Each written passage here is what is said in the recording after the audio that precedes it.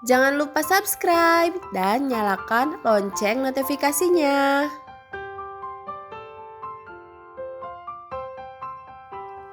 Engkau telah makan bersama kami, engkau telah minum bersama kami, engkau telah baik hati untuk kami semua. Kami berharap engkau selamat malam ini. Kemudian gadis itu naik ke atas, membersihkan tempat tidur dan memakai spray bersih di atasnya. Dan ketika dia selesai, lelaki tua itu datang dan berbaring di tempat tidur yang lain.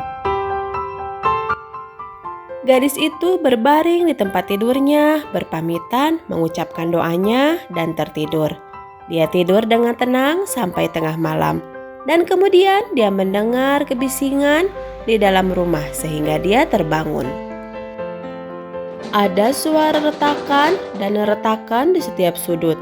Dan pintu-pintu terbuka, balok-balok berpatahan seolah-olah mereka sedang robek dari persendiannya.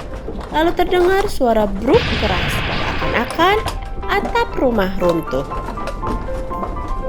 Namun saat semua selesai, suasana menjadi sunyi dan gadis itu karena kelelahan dia tetap berbaring diam di tempatnya dan tertidur lagi.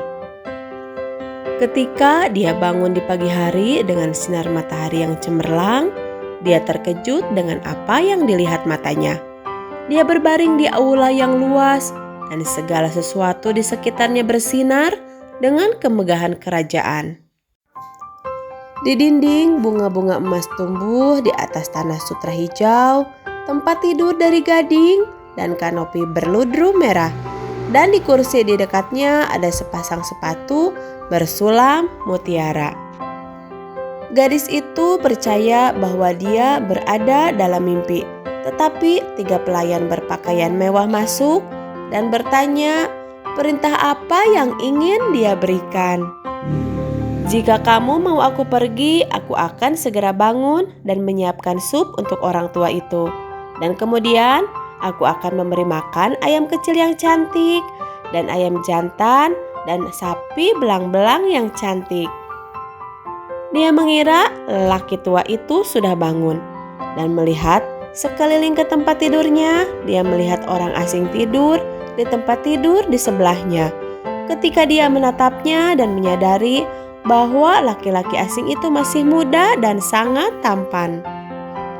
Laki-laki tampan itu terbangun, duduk di tempat tidur dan berkata, "Saya adalah putra raja yang disihir oleh penyihir jahat dan dibuat untuk tinggal di sini, di dalam hutan sebagai pria tua berambut abu-abu. Tidak ada yang diizinkan untuk bersamaku kecuali 3 pelayanku dalam bentuk ayam jantan, ayam betina, dan sapi belang-belang. Sihir itu tidak akan hilang sampai seorang gadis datang kepada kami dengan hatinya yang begitu baik sehingga dia menunjukkan dirinya penuh cinta. Tidak hanya terhadap umat manusia, tetapi terhadap hewan. Dan apa yang telah kamu lakukan? Membuat di tengah malam tadi kami dibebaskan, dan gubuk tua di hutan diubah kembali menjadi istanaku." Setelah mereka bangun, putra raja memerintahkan ketiga pelayannya untuk berangkat dan menjemput ayah dan ibu gadis itu ke pesta pernikahan. Tapi di mana kedua saudara perempuanku? Tanya gadis itu. "Aku telah mengunci mereka di ruang bawah tanah, dan besok mereka akan dibebaskan. Mulai saat ini, mereka lebih peduli kepada makhluk lain dan tidak membiarkan mereka kelaparan." Putri bungsu dan pangeran pun menikah dan mereka semua hidup bahagia.